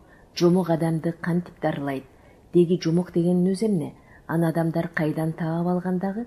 Балдарына эмне үчүн кылымдар бою сайым едирип айтып келишти экен. Албетте жомок өзүнүн жаралган күнүнөн тарта адамдардын эрмеги да, тарыхы да, уламышы да, мектеби да, китеби да болуу менен муундан муунга улам жаңы муунду таанытып, тарбиялап жана өнүктүрүп келген арас. Анда баары болгон, чындыгы да, апыртмасы да, фантазиясы да болгон. Ошон үчүн жомок апыртманын казынасы, ойдон чыгарылган нерсе. Бул ким, ал эмне китебинде мына ушундай чечмеленет. Бирок элибиздин аң сезиминде жашап келген бул жомок аттуу керемет рухий булактын өзү эмне? Жомок аттуу терминдин маани маңызы кандай? Ал кайдан жүрүп жомок деген аталышка ээ болуп жашап келет деген суроо кызыктырбай койбойт. Орус тилинде сказка термини сказать этиш сөзүнөн улам келип чыкканы байкалат дагы. Кыргызча айтканда айтуу, баяндоо Юдахиндин русско-кыргызский словаринда ушинтип түшүндүрүлөт. Ал эми ушул эле терминден кыргызча-орусча сөздүктөгү берилишин карап көрсөк, анда жомок произведение богатырского эпоса, жомокто повествовать, рассказывать, жомокто изложение, жомокчу творец, сказатель деген маалыматтар берилген. Кыргызда жомок сөзү менен синонимдеш болгон жомосунан айтуу, жалпы жонунан айтуу, үстүртөн айтуу, үстүрт кеп кылуу, жоромолдоп айтуу, божомолдоп айтуу деген сөздөр бар. Бул тууралуу Юдахин дагы сөздүгүндө жазат. Анда жоромолдоо предположение, гипотеза деп берилген. Ушул эле жомок сөзү кыргыз тилинин түшүндүрмө сөздүгүндө мындайча туюндурулган. Жомок биринчиден ойдон чыгарылган, окуялары апыртмалуу, фантазиялуу көрсөтүлүп, баяндоо иретинде айтылган чыгарма. Экинчиден, чындыкка жатпаган ар кандай апыртмалуу баяндама. Ошол эле жерде жоромоло сөзү дагы келтирилип, ал диалектикалык сөз катары бааланып, жалпы жонунан үстүртөн айтуу деп түшүндүрүлгөн. Ал эми улуттук балдар адабиятыбызды изилдөөчү Төлөгабылов дагы жомок терминине мындайча түшүндүрмө бергени бар. Элдик ооздеги чыгармачылыкта ар кандай табигый кубулуштарды, жаратылышты жана турмуштук көрүнүштөрдү окуя, мүнөз, элес аркылуу баяндоо ыкмасы менен туюнтулуп келген көркөм форма жомок деп эсептелинет. Демек, ушулардан улам жомок термини кайдан келип чыкканын божомолдоого болот. Ал сөздүн жаратылыш теги жомо деген сөздөн болуу керек. Жомо балким, а дегенде жондонуп, үстүртөн, жалпы жонунан, демек жомосунан айтылган баянды түшүндүргөндүр. Анан ал жомо сөзүнө ык деген мүчө уланып, жомок сөзүнө өтүп, заттык маанини түшүндүргөн элдик терминге айланган. Жама, жамабайт сөзүнө дагы ык мүчөсү, балким ыгы менен дегендей уланып, жамак термини келип чыккан сыңары болуу керек. Мейли, ушундай эле болсун. Кантсе дагы жомок тууралуу ким гана айталы, Андерсенби же Перо мүнөздөмө береби, Пушкин же Горький дагы ага кандай баа берет, кеп анда эмес. Кеп жомок адамга эмне үчүн керек? Албетте алардын баарында жомоктун тарбия үчүн айтылганы, ал элдик тарбиянын баа жеткис куралы болгону белгиленет.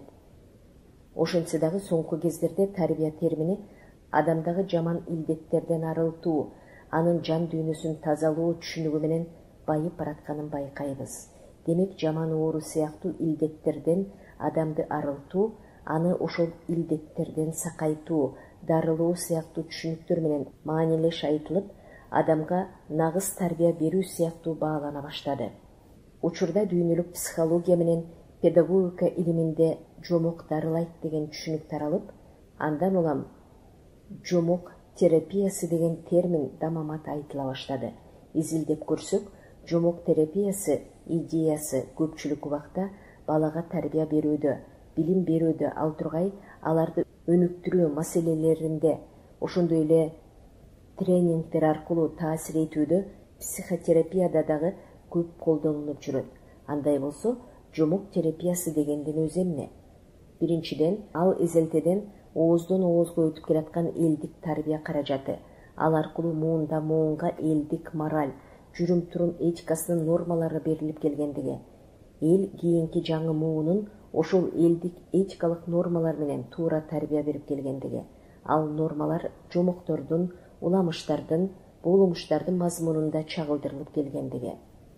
Экинчиден, жомок терапиясы адамды өнүктүрүүнүн дагы каражаты. Жомок угуу учурунда аны талкуулоодо же жомок ойлоп табууда баланын кыял өсөт, акыл-ой жөндөмдүүлүгү менен бирге чыгармачылыгы дагы өркүндөйт, жаңы бир багытта ойлонууга умтулат, жаңы жол табууну кыялданат, турмуштук проблемаларды жаңыча жол менен чечүүнүн жолун өз алдынча изилдейт.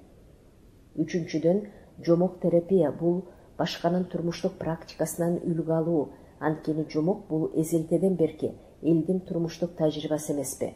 Алардын башынан өткөргөн окуялары, кубанычы менен кайгысы, жеңилүүсү менен жеңиши, алардын жакшы сапаттары менен жаман сапаттарын чагылдырган элдик күзгүсү, ийгилиги менен кыйынчылыгынын себептери, алардын элдик сценарийи. Ошондуктан психологдор балдарга жомокторду бир гана эмес, бир нече ирет окуп чыгууну, ал тууралуу бир нече ирет ойлонуп чыгууну, ал аркылуу өздөрүнүн турмушун салыштырып жыйынтык чыгарууну сунушташат. Төртүнчүдөн, жомок терапия деген бул психотерапиянын дагы дал өзү. Психотерапевт өзүнө келген жабырлануучунун психикасын жомок менен дарылоону көздөйт. Алардын ар бири жекече же тайпа түрүндө иштөө менен жомокторду талкуулоо, жаңы жомок ойлоп чыгаруу, жомокторду улантып жазуу же жыйынтыктоо сыяктуу иш-аракеттерди аткарышат. Жомок ойлоп табуу менен алардын дагы турмуш практикасында жаңы жолду табууга багыт көргөзөт жана ага жардам берет.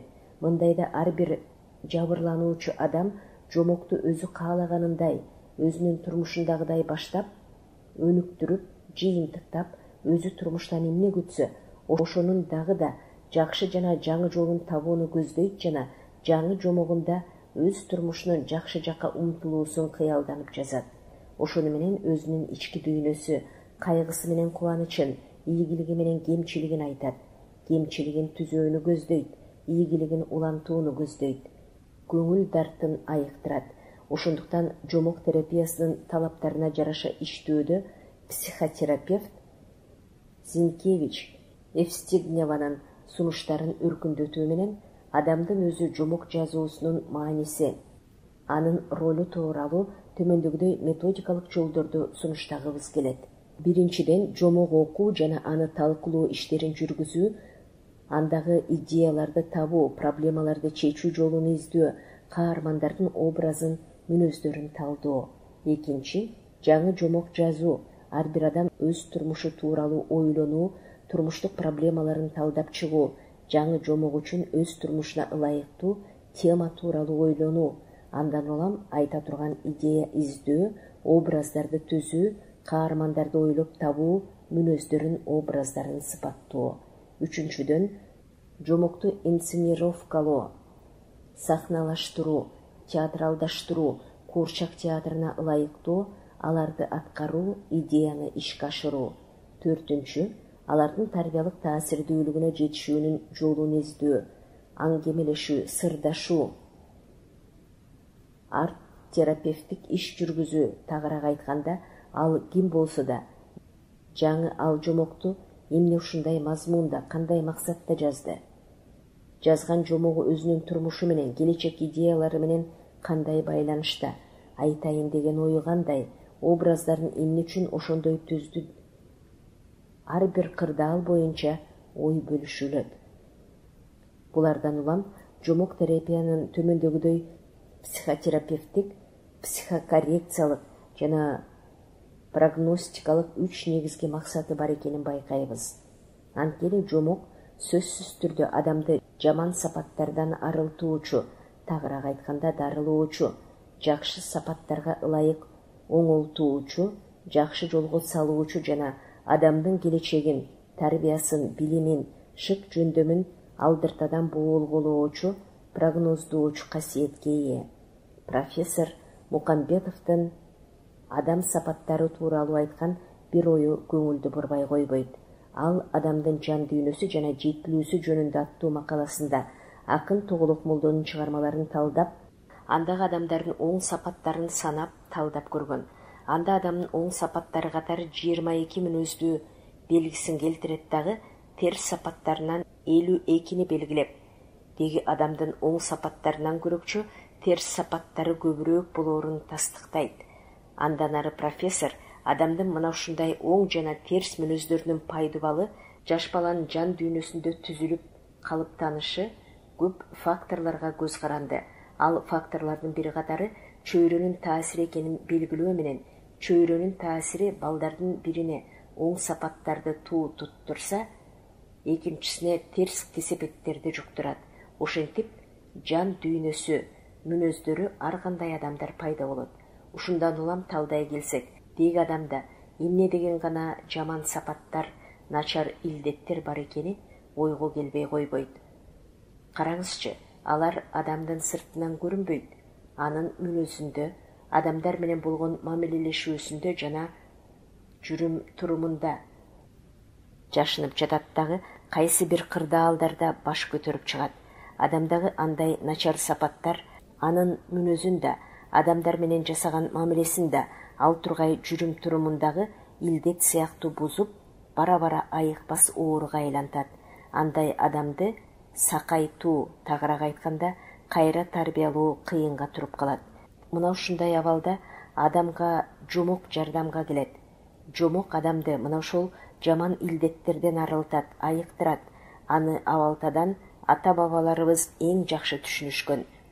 Жомоктун дарлык касиеттерин туура баалап, балдарында жаман илдеттер жашабасын, аларга жукпасын, арылсын, тазалансын деп тилеп, эртелигеч жомок айтып беришкен.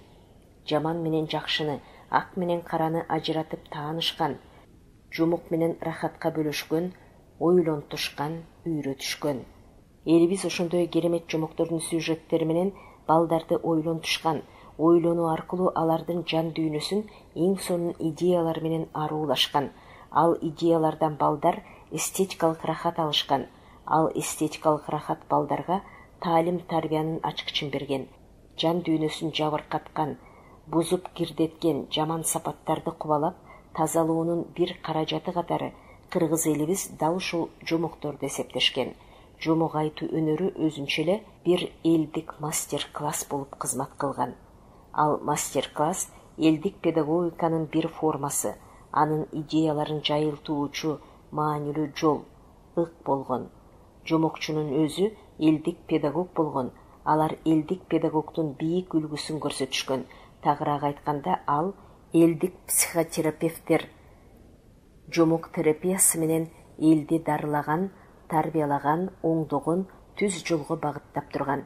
Бүгүнкү күндө фольклор бизге эмне үчүн керек? Ал дагы жогоруда айткандай элдик педагогика менен элдик психотерапиянын курал каражаты катары өзүнүн тарыхый функциясын дагы да аткаруу менен өсүп келаткан жаңы муундун жан дүйнөсүн буза турган жаман сапаттардан сактайт. Глобалдаштыруу мезгилинде жаңы муунду, жаңы кыргыз уулу менен кызын туура жолго багыттоо аркылуу коомубузду дагы тазалап турат.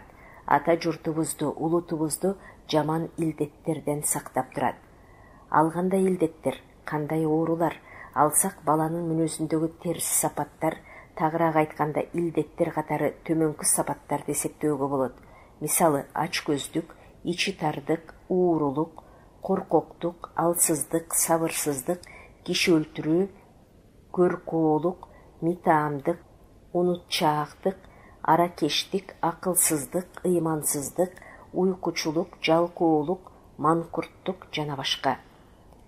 Мындай жаман сапаттар адамды ач көз кылат, ичи тар кылат, ууру кылат, коркок кылат, ыймансыз кылат, акылсыз кылат. Андай адамдар башкаларды дагы ушул дарттар менен оорутушат, жабыркатышат. Ал эми адамдар менен мамилелешүүсүндөгү терс сапаттар кайсылар? Алар өзүмчүлдүк, кекирейүү, алдамчылык, жалганчылык, ушакчылык, ырксыздык, таарынчактык, камырабастык, кара өзгөйлүк, текебердик, сыйлабастык, жемкорлук, туруксуздук, эки жүздүүлүк, бетсиздик, кеп жебестик, ташпоордук, сүткордук, кекчилдик, зөөкүрдүк, көржемелик, залимдик, зыкымдык.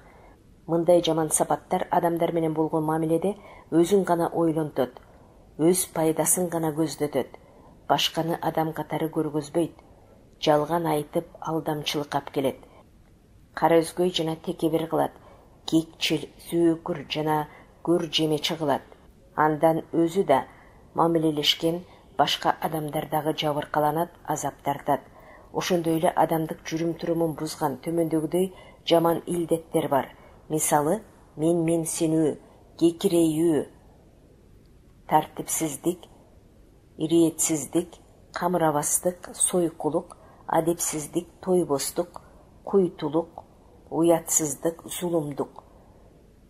Мындай терс сапаттар адам кайда жүрсө дагы ээрчип артынан калбайт, жүргөн турганын бузат, менсинтет, кекирейтет, жүргөн жери менен кылган ишин ириетсиз кылып, тартипсиздик өкүм сүрөт. Адепсиздик жана зулумдук менен уятсыздыктан улам адамдардын катарынан чыгат. Мындай илдеттерден адамды кандай гана дары болбосун айыктыра албайт, анын дарысы да жок. Дарысы бир гана адамгерчилик сапаттарга үндөгөн элдик жомоктор болгон, жана да боло берет.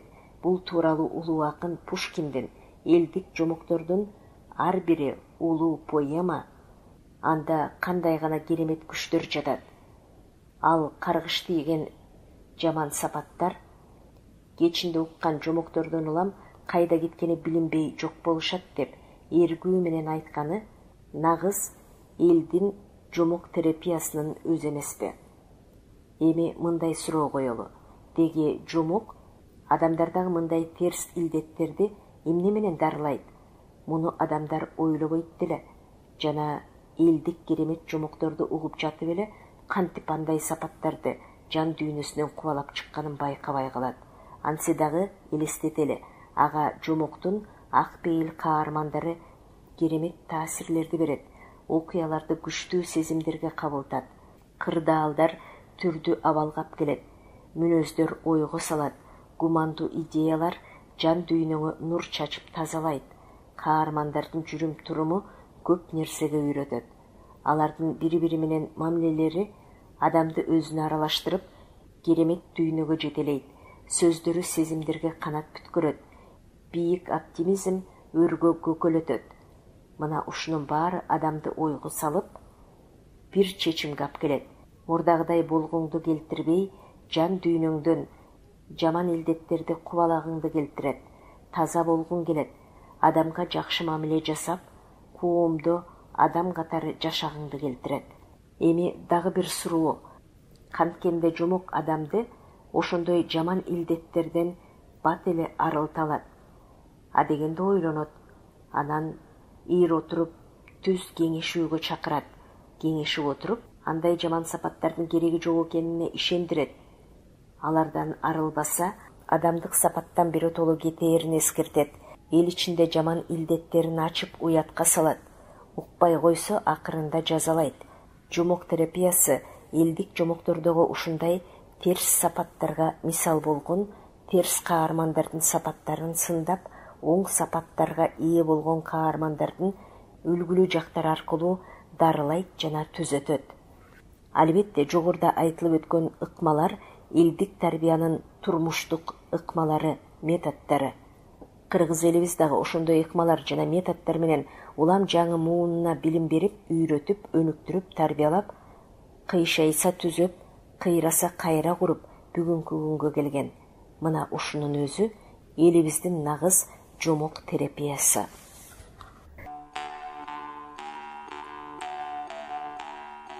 Сиздер белгилүү агартуучу, илимпоз, жазуучу Сулайман Рыспаевдин «Сөз жөнүндө сөз» китебин угуп жатасыздар. Китептин уландысы кийинки чыгарылышта окуган Кипариса Сурахманова.